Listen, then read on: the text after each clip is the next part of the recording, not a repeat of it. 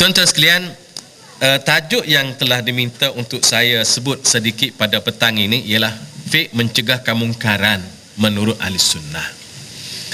Kita hari ini tuan-tuan, kita sebut ahli sunnah, dan ahli sunnah itu sebenarnya ialah orang Islam lah. As-sunnah hiyal Islam, al-Islam huwa sunnah. Sama saja.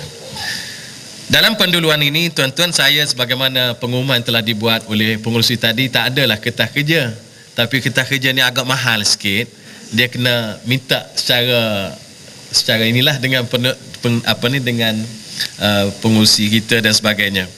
Walau bagaimanapun saya buat sikit catatan. Bukanlah satu kertas kerja yang sebagaimana yang kita faham dengan ada footnote dan sebagainya. Saya ini adalah sebagai catatan sahaja yang sebagai untuk ingatan-ingatan dalam perbincangan. Tuan-tuan sekalian, dalam penduluan ini saya menyebut satu perkara yang kita perlu sama-sama mengingati kembali, iaitu ialah Islam adalah dinullah yang diturunkan kepada hambanya di dunia ini dan malah kepada seluruh alam ini untuk memimpin dan memandu supaya mereka hidup aman, damai, bahagia di dunia dan di akhirat nanti. Itulah tujuan agama diturunkan oleh Allah Subhanahu wa taala melalui para nabi dan rasul. Tujuannya ialah supaya manusia bahagia. Dan kalau kita tanya manusia apa yang mereka mahu di dunia ini, jawapan yang paling ringkas dan padat, iaitulah mereka mahu bahagia, tidak mahu kecelakaan. Bahagia dan celaka merupakan dua kalimah yang saling bertentangan, tetapi terpaksa disebut sekali. Kalau tidak, orang tak faham.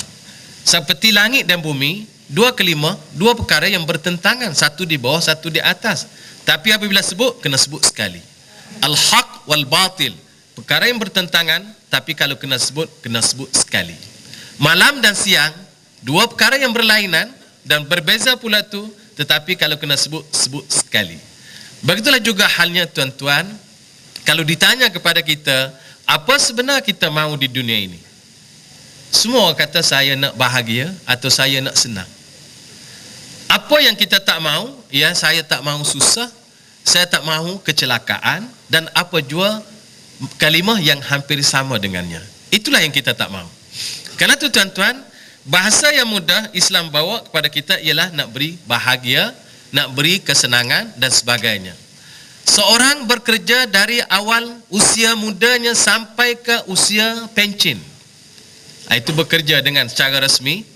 Kalau kita tanya apa yang dia mahu, dia kata saya nak penuhkan keperluan saya nak beli rumah, saya nak beli kereta, saya nak didik anak-anak saya dan sebagainya. Kalau kita tanya apa sebenar yang dia nak daripada beli rumah, kereta, kenderaan dan sebagainya, saya nak senang, saya nak didik anak-anak saya sehingga mereka jadi orang yang berguna, supaya mereka senang, supaya mereka bahagia. Dan kebahagiaan itulah tuan-tuan yang Islam bawa kepada kita melalui para nabi dan rasul. Dan apa yang baik dan bahagia itu Rasulullah contohkan kepada kita, dari sekecil-kecilnya sampai yang paling besar, dari sehalus-halusnya sampailah yang paling besar kepada kita, daripada dia bangun di waktu pagi sampai tidur semula. Itulah sebenarnya kebahagiaan yang dibawa dan ditunjukkan kepada kita. Hal yang sama, apa-apa yang buruk, apa-apa yang tidak baik diberitahu dan dilarang dari kita mendekati atau melakukannya.